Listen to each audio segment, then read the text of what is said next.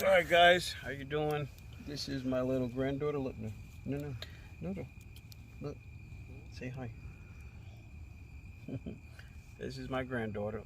Anyhow, this is the second video for our going back to a place we've never been, getting back to Africa, and our documentary and all the things that happened on the way there and what happens once we get there.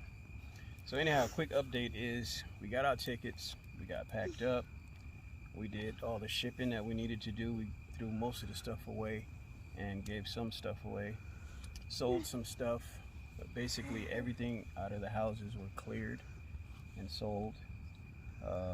We rented a 15-passenger van, and we loaded the family up with all the baggage, and we went to the airport in Charlotte on time.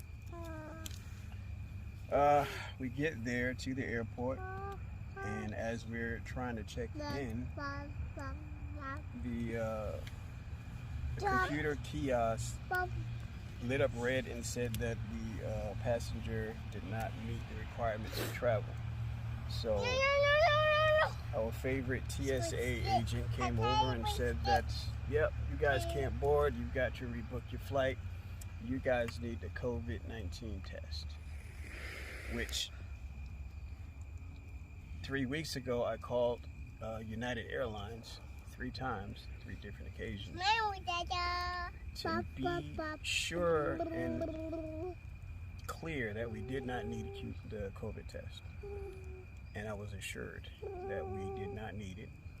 But of course, when we get to the airport, we did. So we loaded the van back up and came back to Colombia. And now we're here at my son and his wife's house and my grandkids. You can't show them. Oops. And we're having a ball. We've got our bonfire, and we've been eating hamburgers and hot dogs and chicken and cheesecake and everything else. And yeah, so now we're planning to get our COVID tests, and if all of us, of course, come back with negative tests, then we're going to be back on the plane on November 12th. So some pointers about what you should and shouldn't do, in my opinion. Number one, don't ever call any airline and try to get information if they speak Urdu. They're from India, and this is nothing about being prejudiced, this is nothing about being biased or a bigot. I'm black as a crow, so I can't be prejudiced.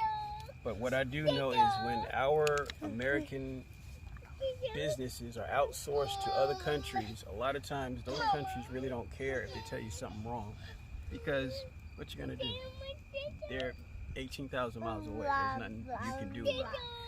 So this lady assured me and reassured me that we did not need the COVID test. Let me take her. Go and get her, son. Go get her.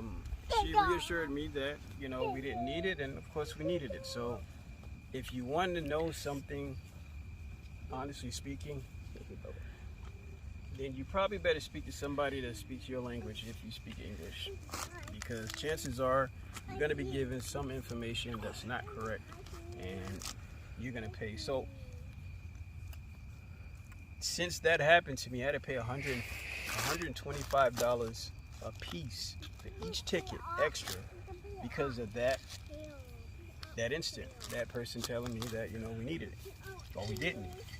Not only that, but we also we rented a 15-passenger van for $300-something. That's down the drain, plus the gas.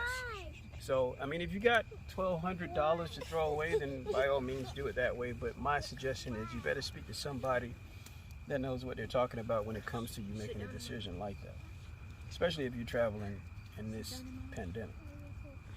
Secondly, when it comes to shipping, my suggestion is don't ship anything unless you absolutely 100% have to, because shipping is super, super expensive.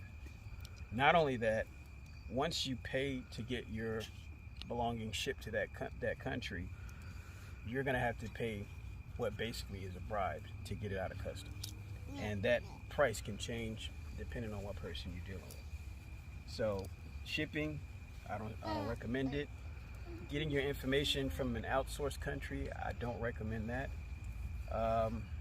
And to be on the safe side, if you're going to travel in the pandemic, don't even call and ask. Just get the test. Get the test, get it done. Don't do the rapid test. Just get the PCR test and be done with it. Other than that, I don't really have anything else to give you for now, but like I said, we're supposed to be leaving on the 12th, and I'm going to try to do that, not live, but I'm going to try to do that as we're doing it, videotape it so that you can see how things go with us.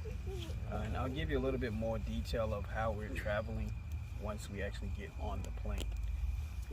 But until then, this is the second video, and hopefully you guys get what you need out of this video, and hopefully it helps you if you're choosing to go to another country like Anthony. Other than that, that's it. We'll see you soon. I'm starting. Amy, come here.